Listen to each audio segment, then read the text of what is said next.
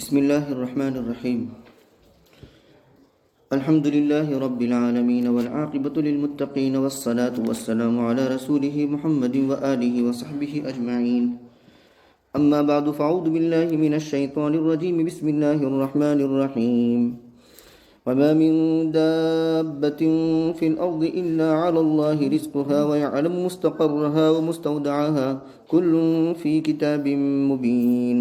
وهو الذي خلق السماوات والأرض في 6 أيام وكان عرشه على الماء ليبلوكم أيكم أحسن عملا ولئن قلت إنكم مبعوثون من بعد الموت ليقولن الذين كفروا إن هذا إلا سحر مبين.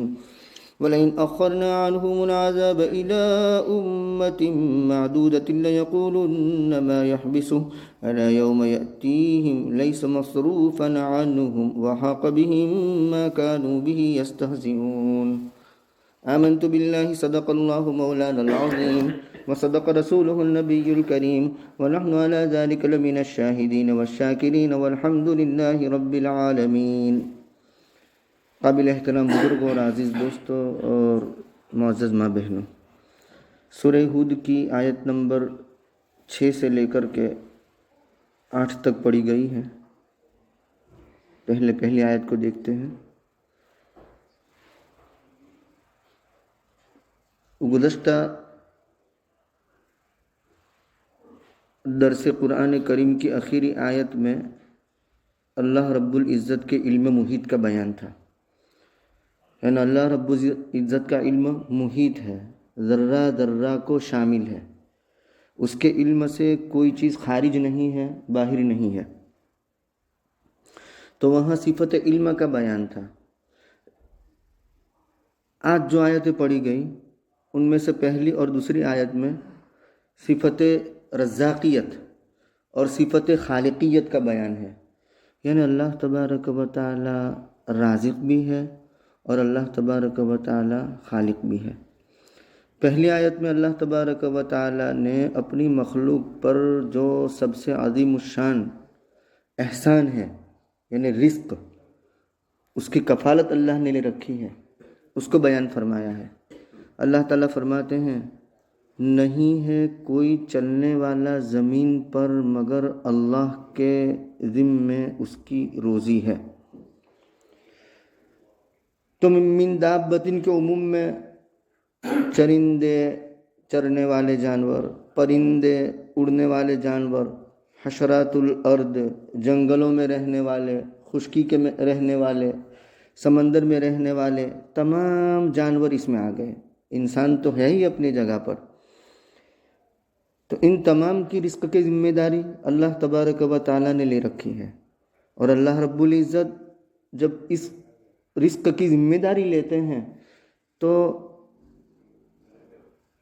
اس کے لیے ضروری ہے کہ اس کا علم بھی ہو کہ کہاں رزق کس کو پہنچانا ہے، کتنا پہنچانا ہے.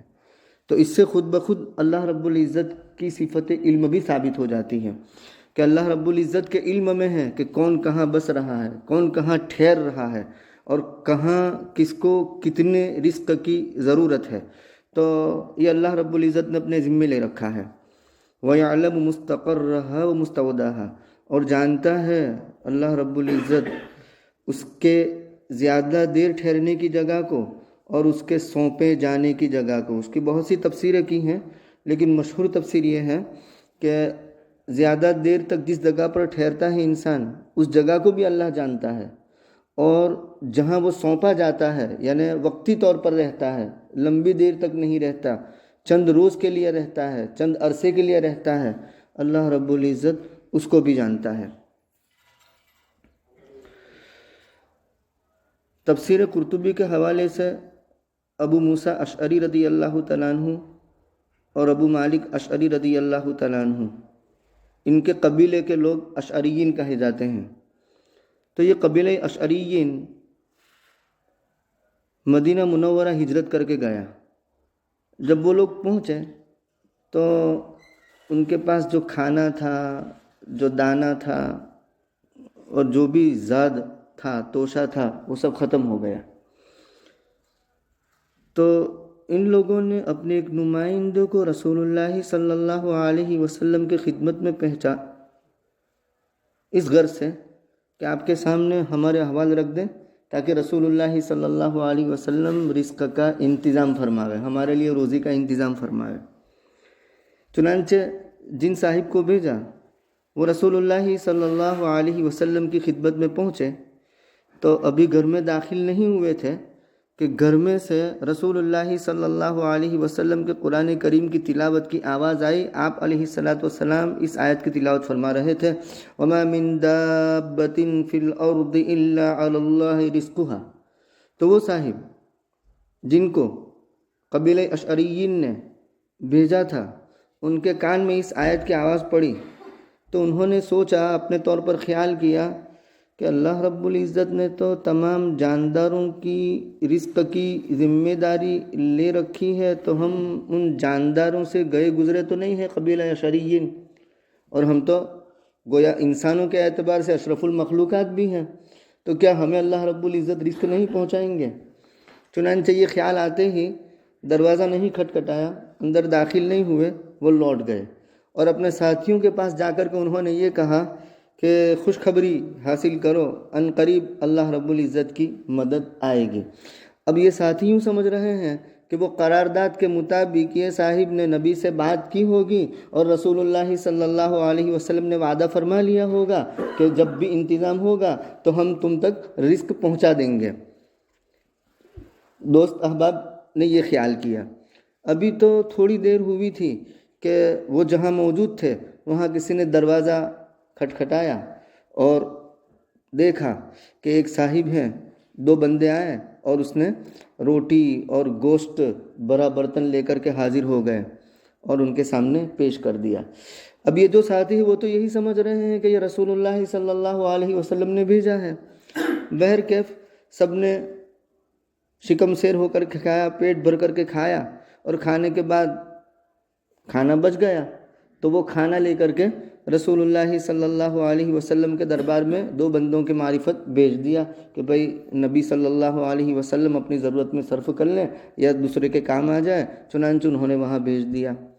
اس کے بعد یہ ساری جماعت رسول اللہ صلی اللہ علیہ وسلم کے دربار میں پہنچی، کون؟ قبیلہ اشعریین کی، اور انہوں نے جا کر کے کہا، یا رسول اللہ صلی اللہ علیہ وسلم، آپ کا بھیجا ہوا کھانا بہت ہی لذیذ تھا، بہت ہی نفیس تھا، بہت ہی عمدہ تھا۔ تو رسول اللہ صلی اللہ علیہ وسلم نے فرمایا کہ میں نے تو ایسا کوئی کھانا نہیں بھیجا ہے۔ تو رسول اللہ صلی اللہ علیہ وسلم نے اس کے بعد یوں فرمایا کہ آپ لوگوں کو اس ذات نے کھانا بھیجا ہے کہ جس ذات نے تمام جانداروں کی رزق کی ذمہ داری لے رکھی ہے۔ اور یہاں ایک غور کرنے کی بات یہ ہے کہ علی اللہ رزقھا، اور عربی داں حضرات جانتے ہیں کہ اعلیٰ وجوب کے لیے آتا ہے۔ مثال کے طور پر میں کہوں گا کہ علیہ دین لزید، میرے ذمے زید کے لیے دین ہے، مطلب مجھے دینا ہے اس کو قرض، اس سے لیا ہے وہ لوٹانا ہے، میرے ذمے ہے۔ تو اللہ رب العزت پر ایسا ذمہ نہیں ہے یا ایسا فریضہ نہیں ہے کہ کسی اور نے اس پر اس ذمہ داری کو عائد کیا ہو الیاذ باللہ، اور اس نے اللہ پر دباؤ ڈالا ہو، یہ بات نہیں ہے۔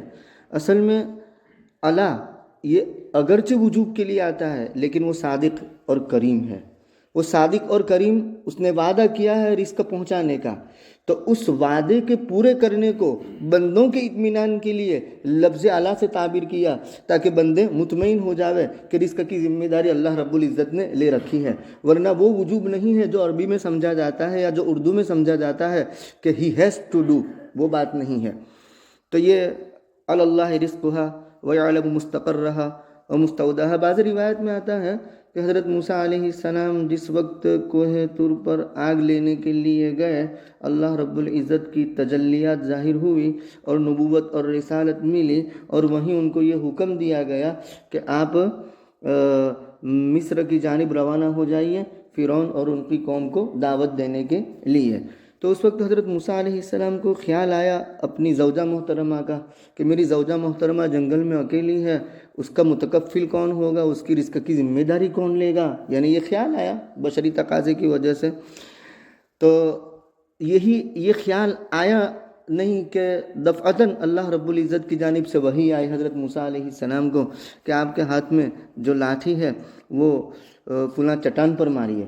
چٹان پر ماری، اس میں سے ایک پتھر نکلا، اس پر لاٹھی ماری ہے، اس کو لاٹھی ماری، اس میں سے ایک اور پتھر نکلا، اس پر لاٹھی ماری ہے، اس میں لاٹھی ماری، ایک اور پتھر نکلا، اس پر لاٹھی ماری تو ایک جاندار نکلا جس کے منہ میں ہرا پتا تھا، کیڑا تھا جس کے منہ میں ہرا پتا تھا. تو اللہ رب العزت رزق رسانی کی ایسی ذمہ داری لیے ہوئے ہیں کہ بظاہر ایسا لگتا ہے کہ سب کچھ پیک ہے، لیکن وہاں بھی اللہ رب العزت روزی پہنچا دیتے ہیں. یہ اللہ کا نظام ہے، اللہ رب العزت اپنا نظام چلاتے ہیں. نبی کریم صلی اللہ علیہ وسلم فرماتے ہیں، حضرت عبداللہ ابن مسعود حدیث کے راوی ہیں کہ انی جبرائیل نفث فی روعی، کہ جبرائیل نے میرے دل میں یہ بات ڈالی. کیا بات ڈالی؟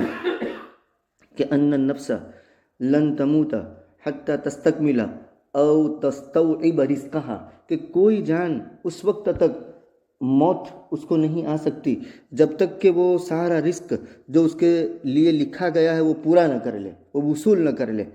اللہ الذی خلقکم ثم رزقکم ثم یمیتکم، یہ ترتیب ہے اللہ تبارک و تعالیٰ کی کہ اللہ نے تم کو پیدا کیا، ثم رزقکم، پھر تم کو روزی دی، ثم یمیتکم، پھر تمہیں موت دے گا. تو معلوم ہوا کہ رزق جب پورا ہو جاتا ہے تو موت آ جاتی ہے. جب تک ایک دانہ بھی کسی کا لکھا ہوا ہے اس کی موت آنے والی نہیں ہے. تو دیکھا کہ اس جاندار کے منہ میں ہرا پتا ہے. اس کے بعد حضرت موسیٰ علیہ السلام نے اپنی زوجہ محترمہ کو یہ کہنا بھی گوارا نہیں کیا کہ جا کر کے ان کو خبر دے کہ مجھے حکم ملا ہے مصر جانے کا، بس وہیں سے وہ چل دیے. تو یہ توکل اور اعتماد اور یقین کی بات ہے. یہ ایسا ہی ہے، حضرت موسیٰ علیہ السلام کو اللہ کی ذات پر یقین تو تھا ہی، لیکن مشاہدہ ہو گیا. لیس الخبر کالمعاینہ والی بات کہ خبر دی جائے اور آنکھوں سے دیکھا جائے، دونوں میں بہت فرق ہوتا ہے. یہ ایسا ہی ہے جیسے ابراہیم علیہ السلام کے بارے میں آتا ہے کہ وَإِذْ قَالَ إِبْرَاهِيمُ رَبِّ أَرِنِي كَيْفَ تُحْيِي الْمَوْتَى قَالَ أَوَلَمْ تُؤْمِنْ. ابراہیم علیہ السلام نے فرمایا کہ آپ مجھے بتا دیجئے کہ آپ مردوں کو کیسے زندہ کرتے ہیں. تو کیا ابراہیم علیہ السلام کو یقین نہیں تھا مردوں کے زندہ کرنے پر؟ یقین تھا، لیکن مشاہدہ چاہتے تھے. اللہ رب العزت نے مشاہدہ کروا دیا. تو ایسی ہی بات ہے، حضرت موسیٰ علیہ السلام کو یقین تھا لیکن مشاہدہ کروا دیا تو اور زیادہ اطمینان ہو جاتا ہے. بہرکیف وَيَعْلَمُ مُسْتَقَرَّهَا وَمُسْتَوْدَعَهَا، اللہ رب العزت نے رزق رسانی کی جو ذمہ داری لی ہے تو اس کی رزق پہنچانے کو مخلوق پر قیاس نہ کیا جائے. مخلوق پر قیاس نہ کیا جانے کا مطلب یہ ہے کہ دنیا میں اگر کوئی ادارہ یا کوئی فرد کسی کی رزق کی ذمہ داری لے لیتا ہے تو جس کی ذمہ داری لی ہے اس کے ذمے اتنا کام تو بنتا ہے، یعنی اس پر یہ بوجھ تو پڑتا ہے کہ وہ ادارے کو یا فرد کو خبر کر دے کہ میں فلاں جگہ رہتا ہوں اور اتنے دنوں کے لیے فلاں جگہ جاؤں گا تو آپ میرا رزق وہاں پہنچا دے. اللہ تبارک و تعالیٰ کو اس پر قیاس نہ کرے. اللہ تبارک و تعالیٰ کو اس اطلاع دینے کی بھی بندوں کو ضرورت نہیں ہے، یعنی بندوں پر اس اطلاع کا بوجھ اور بار اور برڈن بھی نہیں رکھا کہ آپ زامبیا چلے گئے تو اللہ کو اطلاع دینے کی ضرورت ہے کہ اب میرا رزق وہاں منتقل کر دیجئے. نہیں، آٹومیٹک آپ کا رزق خود بخود آپ کا رزق وہاں پہنچ جائے گا. آپ انڈیا گئے وہاں پہنچ جائے گا، آپ پاکستان گئے وہاں پہنچ جائے گا. تو رسول اللہ صلی اللہ علیہ وسلم فرماتے ہیں کہ رزق آدمی کو ایسے ہی تلاش کرتا ہے جیسے موت تلاش کرتی ہے. جیسے موت آدمی کے پیچھے پہنچی ہوتی موت آ کر رہتی ہے، ایسے ہی رزق سے فرار نہیں ہے. وہ کتنا ہی بھاگنے کی کوشش کرے گا لیکن اس کا لکھا ہوا رزق اس کو پہنچ کر رہے گا. اور رزق کا مطلب کیا؟ جس سے انسانی جسم کا بقا ہو، انسانی روح کا بقا ہو. وہ غذا کہ جس کو لے کر کے انسان سروائیو ہو سکے، زندہ رہ سکے، اس کو کہتے ہیں رزق. کل فی کتاب مبین. ویسے تو اللہ رب العزت کا علم محیط ہی کافی ہے، یعنی اللہ کے علم میں یہ بات ہے کہ فلاں صاحب فلاں جگہ پر رہتے ہیں، ان کو یہ رزق پہنچانا ہے. فلاں صاحب فلاں جگہ پر رہتے، فلاں جانور فلاں جگہ پر ہیں، فلاں پرندہ فلاں جگہ پر ہیں، فلاں درندہ فلاں جگہ پر ہیں، فلاں جانور سمندر میں ہیں، اللہ رب العزت کے علم محیط میں ہے وہ، لیکن اس کے باوجود کل فی کتاب مبین، یہ ہر چیز لوح محفوظ میں بھی مندرج ہے، لوح محفوظ میں بھی منضبط ہے، لکھی ہوئی ہے۔ اور یہ کیوں لکھنے کی کیوں ضرورت؟ کیونکہ انسان اسی نظام کا خوگر ہے اور عادی ہے، یوزڈ ٹو ہے، کہ انسان کو یاد بھی ہوتا ہے اور ڈائری میں بھی لکھ لیتا ہے۔ تو انسان کے اطمینان کے لیے، کیونکہ وہ اس نظام کا خوگر ہے، اس نظام کا عادی ہے، تو اس کے اطمینان کے لیے اللہ تبارک و تعالیٰ فرماتے ہیں کل فی کتاب مبین، میرے علم میں تو ہے ہی، لیکن اس کے ساتھ ساتھ لوح محفوظ میں بھی یہ مندرج ہے اور منضبط ہے۔ کل فی کتاب مبین۔ 200 سن ہجری یعنی دوسری صدی یا تیسری صدی کی ابتدا ہے، اس میں پیدا ہوئے ہیں محمد ابن جریر طبری رحمہ اللہ تعالی، جن کی مشہور تفسیر ہے تفسیر طبری، اور تاریخ میں بھی ان کی کتاب ہے تاریخ طبری۔ جب تفسیر لکھنے بیٹھے تو انہوں نے اپنے ساتھیوں سے پوچھا، تلامذہ سے پوچھا، کیا تمہیں یہ بات خوش نہیں کرے گی کہ تمہارے سامنے قرآن کریم کی تفسیر آ جائے؟ تو کہا کہ کتنے صفحات میں ہوگی؟ تو محمد ابن جریر طبری نے یوں فرمایا کہ 30,000 صفحات پر مشتمل ہوگی۔ کتنے؟ 30,000، 30,000۔ تو شاگردوں نے اور ساتھیوں نے کہا کہ عمریں پڑھتے پڑھتے تمام ہو جائے گی۔ تو محمد ابن جریر طبری نے فرمایا ٹھیک ہے۔ تو اس کے بعد 30,000 صفحات سے 3,000 صفحات پر آئے، 24 جلدوں میں وہ ہے۔ اب 3,000 صفحات کو 24 میں ہم ڈیوائیڈ کرتے ہیں تو ایک جلد 125 صفحے کی ہے، تو بہرکیف 3,000 صفحہ پر مشتمل۔ اور یہی ابن جریر طبری جب تاریخ لکھنے پر آئے تو اپنے ساتھیوں سے پوچھا کہ کیا تمہیں یہ بات خوش نہیں کرے گی کہ حضرت آدم علیہ السلام سے لے کر کے آخری انسان تک کی تاریخ منضبط کر دی جاوے؟ تو کہا کہ کتنے صفحات پر مشتمل ہوگی؟ حضرت محمد ابن جریر طبری نے فرمایا کہ 30,000 صفحات پر مشتمل ہوگی۔ تو انہوں نے یہی جواب دیا۔ تو اس وقت محمد ابن جریر طبری نے یوں فرمایا کہ ہائے ہمت پست ہو چکی۔ اس کے بعد تاریخ طبری بھی 3,000 صفحات میں سمیٹی گئی اور لکھی گئی۔ بہرکیف تو دوسری صدی میں رحلات المحمد الاربعہ، 4 محمد کی رحلہ کہتے ہیں علمی سفر کو۔ تو محمد ابن جریر طبری کے دوسرے 3 ساتھی ہیں ایک زمانے کے، وہ سب محمد نام کے ہیں، محمد ابن جریر طبری، محمد ابن نصر، محمد ابن خزیمہ اور محمد ابن ہارون۔ یہ چاروں مصر گئے ہیں فقہ اور حدیث حاصل کرنے کے لیے، ایک ہی زمانہ ہے۔ تو اس وقت مالکی اور شافعی علماء وہاں درس دیتے تھے، اور درس کا نظام یہ تھا کہ مسجد میں درس دیا جاتا تھا، رہنے کا اور کھانے کا انتظام خود کرنا پڑتا تھا۔ لاجنگ بورڈنگ سسٹم آج کی طرح مدارس میں اور دارالعلوم میں اور جامعات میں اور معاہد میں جو ایسی نہیں تھی، خود سے انتظام کرنا پڑتا تھا۔ چنانچہ یہ چاروں محمد ایک جگہ رہتے تھے، فاقہ میں مبتلا ہوئے، کھانے پینے کی جو چیزیں تھیں، جو بھی پیسے وغیرہ تھے وہ ختم ہو چکے، اب فاقے میں مبتلا ہے۔ تو انہوں نے طے کیا کہ بھئی قرآن اندازی کی جائے گی، اور جس کا نام نکلے گا اس کو کسی کے گھر جا کر کے کھانا طلب کرنا پڑے گا، یعنی در بدر بھٹکنا پڑے گا اور کھانا جمع کرنا پڑے گا، اور اس وقت مطلب ہم کھا سکیں گے۔ اس پر سے مجھے ایک چھوٹا سا قصہ یاد آیا۔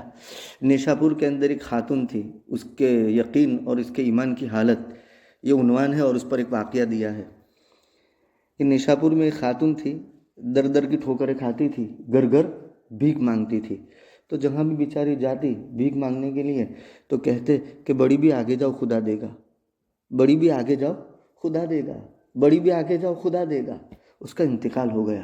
کسی نے خواب میں دیکھا کہ بڑی بھی کیا گزری، تو کہا کہ جب میں قبر میں رکھی گئی مجھ سے پوچھا گیا کہ کیا لائی ہو، تو میں نے ایک ٹھنڈی آہ لی اور کہا کہ دنیا میں در بدر کی ٹھوکریں کھاتی رہی اور لوگ مجھے یوں کہہ کر کے بیچتے رہے کہ بڑی بھی آگے جاؤ خدا دے گا، بڑی بھی آگے جاؤ خدا دے گا، اور یہاں آنے کے بعد مجھ سے پوچھا جاتا ہے کہ کیا لائی ہے۔ پیچھے سے آواز آئی کہ یہ سچ کہہ کے اس کے چھوڑ دو۔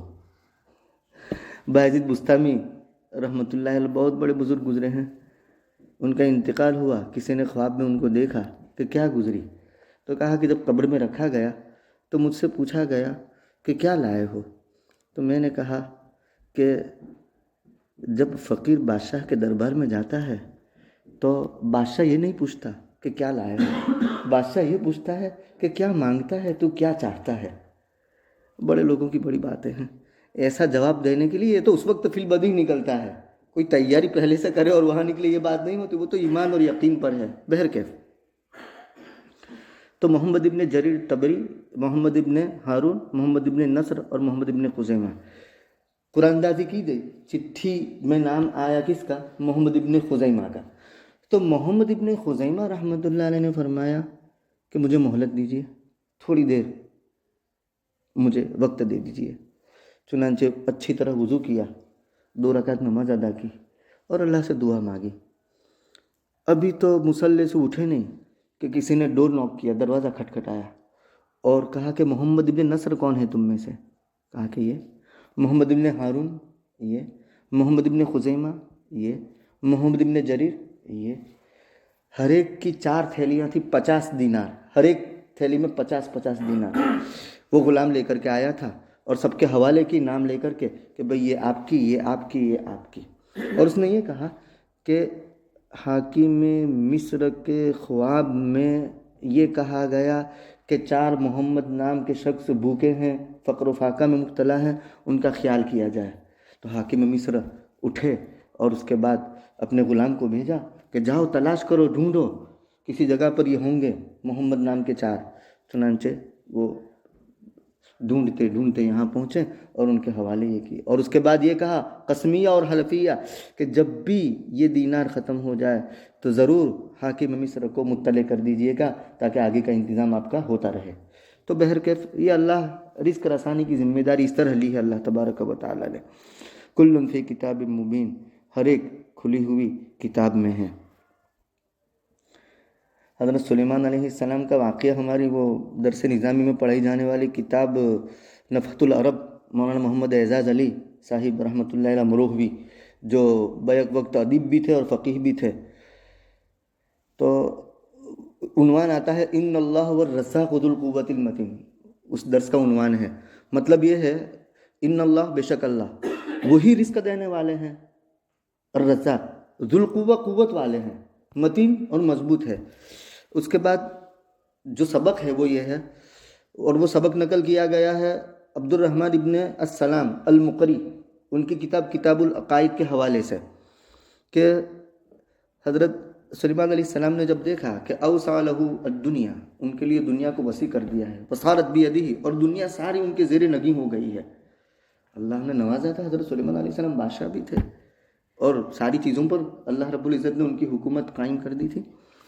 تو جب دیکھا کہ ساری دنیا میرے زیر نگیں ہے اور سب کچھ اللہ نے مجھے دیا ہے، نوازا ہے، تو انہوں نے اللہ سے اجازت چاہی، یا اللہ مجھے 1 سال تک سنتاً کاملتاً مخلوق کی مہمان نوازی کی اجازت دیجیے، میں ان کی مہمان نوازی کروں، میں ان کا میزبان بنوں اور مخلوق میری مہمان بنے۔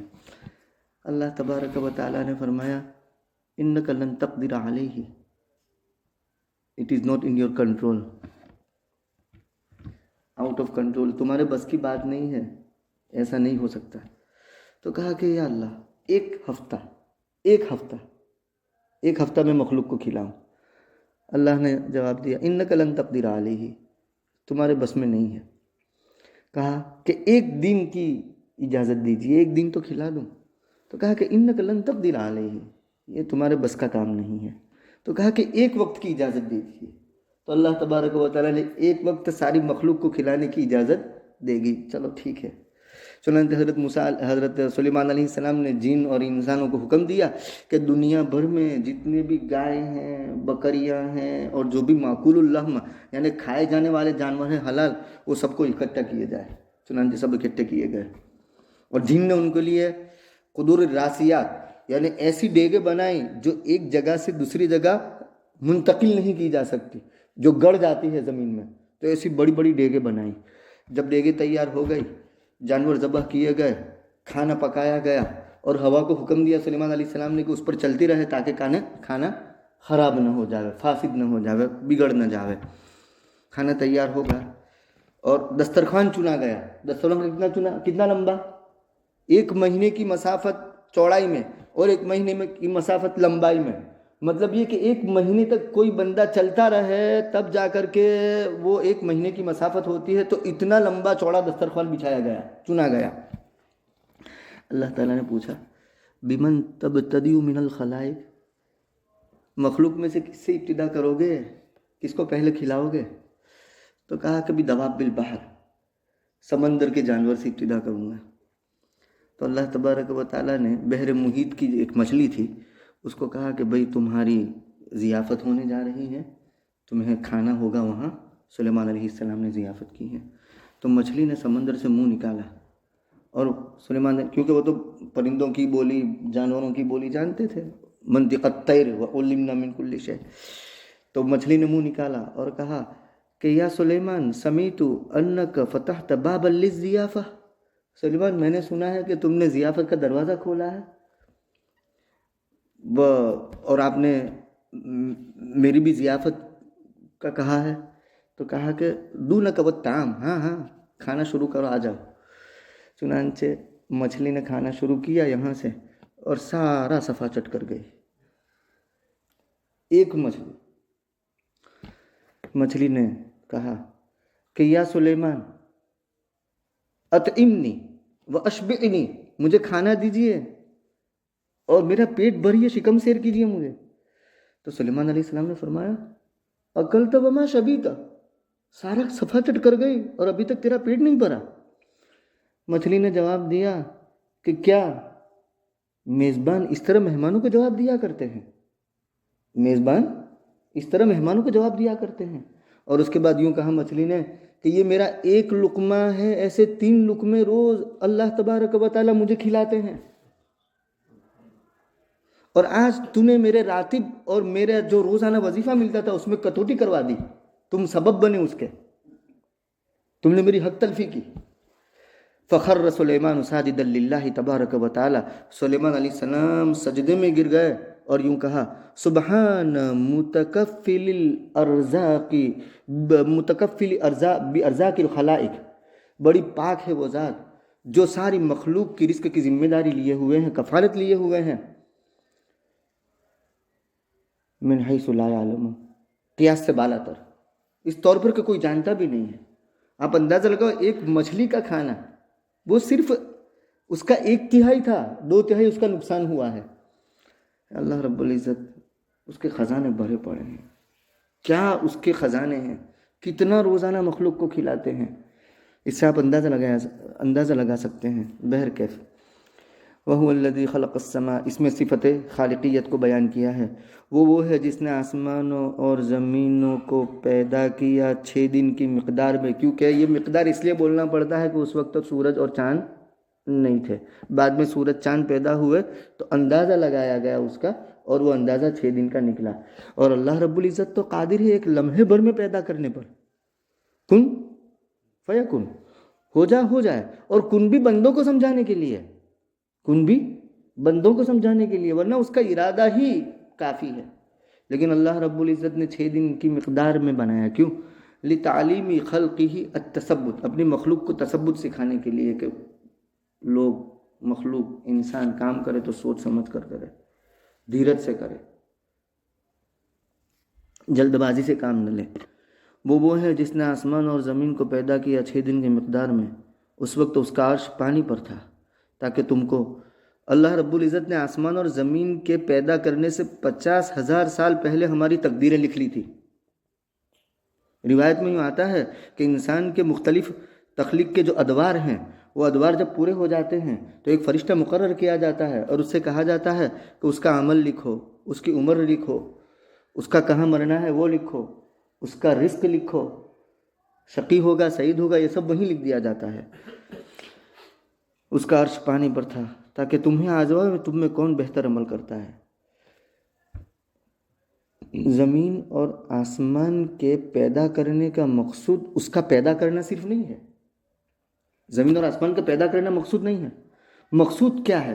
مقصود بتا دیا کہ عمل کرنے والے انسان کے لیے یہ زمین اور آسمان کو پیدا کیا گیا ہے، یہ کائنات کو پیدا کیا گیا ہے، تاکہ عمل کرنے والا انسان اپنی معاش کا بھی فائدہ حاصل کرے، معاش یعنی سروائیو ہونے کا، دنیا میں زندگی گزارنے کا، اور معاد کی بھی تیاری کرے، معاد یعنی آخرت، لوٹنے کی جگہ، جہاں لوٹنا ہے اس کی بھی وہ تیاری کرے۔ تو آسمان اور زمین اور پوری کائنات کے پیدا کرنے کا مقصد کیا ہے؟ پیدا کرنے کا مقصد یہ ہے کہ انسان عمل کرنے والے عمل کرے، اپنے معاش کا بھی فائدہ حاصل کرے اور اپنی معاد کی بھی تیاری کرے۔ اور خلاصہ یہ نکلا کہ آسمان اور زمین پیدا کیا گیا ہے انسان کے لیے، بنو آدم کے لیے، اور بنو آدم کو یہ دیکھنا چاہتے ہیں کہ کون سب سے اچھا عمل کرنے والا ہے، اور یہ بات طے شدہ ہے کہ ابنائے آدم میں سب سے اچھا عمل کرنے والے رسول اللہ صلی اللہ علیہ وسلم کی ذات گرامی ہے۔ تو لے دے کر کے یہ بات نکلی کہ یہ کائنات کا وجود جو ہے وہ رسول اللہ صلی اللہ علیہ وسلم کے وجود بابرکت کی وجہ سے ہے۔ آپ اسی لیے ضعیف روایت میں لولاک لما خلقت الافلاک، اگر آپ نہ ہوتے تو میں افلاک کو پیدا نہ کرتا۔ تو مطلب یہ ہے کہ لے دے کر کے بات یہاں ٹھہری کہ یہ کائنات پیدا کی گئی کس کے لیے؟ رسول اللہ صلی اللہ علیہ وسلم کے لیے۔ لیبلوکم ایکم احسن عملا، یہاں کوالٹی کو دیکھا جاتا ہے، کوانٹٹی کو نہیں دیکھا جاتا، عمل کو تولا جاتا ہے، عمل کو گنا نہیں جاتا۔ احسن عملا کہا، اکثر عملا نہیں کہا، زیادہ نوافل مقصود نہیں، نفل 2 ہوں لیکن کوالٹی ہو، اس میں خشوع ہو، خضوع ہو، تمام آداب اور مستحبات کی رعایت ہو۔ روزے پورے سال نہ رکھے رمضان کے، یا چند روزے مستحب وہ رکھے لیکن اس میں کوالٹی ہو۔ تو حسن عمل کب کہا جائے گا؟ حسن عمل 2، جب اس میں صفت پائی جائے گی تو حسن عمل بنے گا۔ نمبر 1 اخلاص ہو، یعنی اللہ کی رضا کے لیے وہ عمل ہو۔ نمبر 2 رسول اللہ صلی اللہ علیہ وسلم کے طریقے کے مطابق ہو۔ یہ دونوں ہوگا تو وہ حسن عمل ہے۔ یہ دونوں ہوگا تو، اگر یہ دونوں میں سے کوئی ایک مفقود ہے تو وہ عمل مردود ہوگا، اتنا اجر و ثواب اس کا نہیں ہوگا۔ مثال کے طور پر عمل رسول کے طریقے کے مطابق کیا، قرآن اور سنت کے مطابق کیا، لیکن اخلاص نہیں ہے، ریاکاری ہے، نام و نمود ہے، شہرت ہے، تو یہ مردود ہے۔ یا اخلاص کے ساتھ کیا لیکن نبی کے طریقے کے مطابق نہیں، سنت کے مطابق نہیں، شریعت کے مطابق نہیں، بڑے اخلاص کے ساتھ عمل کیا ہے لیکن طریقہ نبی کا نہیں ہے، تو وہ عمل بھی کیا ہوگا؟ مردود ہوگا۔ تو اسی کو حدیث میں احسان کہا جاتا ہے نا، صفت احسان، ان تعبد اللہ کانک تراہ۔ اور صفت احسانی پیدا ہوگی کب؟ اخلاص ہوگا اور رسول اللہ صلی اللہ علیہ وسلم کا طریقہ ہوگا۔ تو اللہ یہ دیکھنا چاہتے ہیں کہ تم میں کون بہتر عمل کرنے والا ہے۔ وَلَئِن قُلْتَ، اب آگے منکرین معاد، منکرین قیامت، منکرین آخرت کا بیان ہے۔ اگر آپ ان سے کہیے کہ تم اٹھائے جاؤ گے مرنے کے بعد، یعنی جب پیدا کرنا اللہ رب العزت کے لیے، ما خلقکم ولا بعثکم الا کنفس واحدہ، دوبارہ زندہ کرنا بھی اللہ رب العزت کے لیے کوئی مشکل نہیں ہے۔ پیدا کرنا بھی آسان، دوبارہ زندہ کرنا بھی آسان۔ اور یہ آسان اور مشکل ہے نا، یہ بندوں کی نسبت سے ہیں۔ وہاں آسان اور مشکل کی کوئی تعریف نہیں ہے، بس پیدا کرنا ہے، دوبارہ زندہ کرنا ہے۔ یہ تو بندوں کو سمجھانے کے لیے وَهُوَ الَّذِي يَبْدَأُ الْخَلْقَ ثُمَّ يُعِيدُهُ وَهُوَ أَهْوَنُ عَلَيْهِ، تو وہ اہون علیہ جو کہا گیا نا، وہ انسانوں کی نسبت سے، مخلوق کی نسبت سے، ورنہ اللہ کے یہاں اہون کل شیء ہین علیہ، وہاں تو سب چیزیں آسان ہیں، وہاں کچھ مشکل نہیں ہے۔ اور اگر آپ پوچھیں ان سے کہ تم اٹھائے جاؤ گے موت کے بعد، تو وہ کریں گے وہ لوگ جنہوں نے کفر کیا کہ یہ تو کھلا ہوا جادو ہے۔ یعنی قرآن کریم کے باب میں وہ کہتے کھلا ہوا جادو، کیوں؟ بھئی جادو اگرچہ باطل ہوتا ہے لیکن اس کے اندر اثر ہوتا ہے، تو یہ لوگ قرآن کریم کے اثر کا مشاہدہ کرتے تھے، متاثر ہوتے تھے، لیکن اس کے باوجود وہ جادو کہتے تھے، علیاذ باللہ۔ تو کیونکہ جادو کے اندر اثر تو ہوتا ہے اگرچہ وہ باطل ہو، لیکن یہ قرآن کریم جادو نہیں ہے، وہ اپنی ذات کے اعتبار سے حقیقی مؤثر ہے، لیکن چونکہ وہ اس کا اثر دیکھتے تھے، انکار کرنے پر تلے ہوئے تھے، تو وہ انکار کرنے پر تلے ہوئے ہونے کی وجہ سے وہ اس کو سحر سے تعبیر کر دیتے تھے۔ وَلَئِنْ أَخَّرْنَا عَنْهُمُ الْعَذَابَ، اگر ہم ان سے عذاب کو مؤخر کر دیں ایک مقررہ مدت تک، امتن جماعت کو کہتے ہیں، اور یہاں اوقات کے مختلف لمحات، لحظات، سیکنڈ، منٹ وغیرہ کو جمع کیا جاتا ہے تو وہ ایک امت بن جاتی ہے. جیسے زید، بکر، عمر، یہ سب کو جمع کیا جائے تو ایک امت بن جاتی ہے. تو اس طریقے سے امت مطلب یہ کہ وقت کا مجموعہ. اور اگر ہم مؤخر کر دیں ان سے عذاب کو ایک مقررہ مدت تک تو وہ ضرور کہیں گے کہ کس چیز نے عذاب کو روکے رکھا ہے. اگر یہ عذاب آنے والا ہے، سچی بات ہے، اور ہم منکر ہیں، ہم جھٹلانے والے ہیں، تو عذاب نازل کیوں نہیں ہو جاتا؟ عذاب آتا کیوں نہیں ہے؟ اللہ تعالیٰ فرماتے ہیں بھئی اس میں بہت سی مصلحتیں ہیں، حکمتیں ہیں. ان مصلحتوں اور حکمتوں تک بندوں کی رسائی نہیں ہے. تاخیر کی جاتی ہے، اس میں بھی بندوں کا فائدہ ہے کہ موقع مل رہا ہے، شاید رجوع کر لے، ریورس کر لے. اللہ تعالیٰ فرماتے ہیں سنو، جس دن ان کے پاس وہ عذاب آئے گا تو ہٹایا رہ جائے گا ان سے، ہٹایا نہیں جائے گا ان سے، دور نہیں کیا جائے گا ان سے، اور گھیر لے گی ان کو وہ چیز جس کا وہ ٹھٹھا کیا کرتے تھے. یعنی جس عذاب کا وہ مذاق اڑایا کرتے تھے وہ عذاب ان کو آ گھیرے گا اور کوئی بچانے والا نہیں ہوگا. سبحان اللہ و بحمدہ، سبحانک اللہم و بحمدک، ونشہد ان لا الہ الا انت، نستغفرک ونتوب الیک.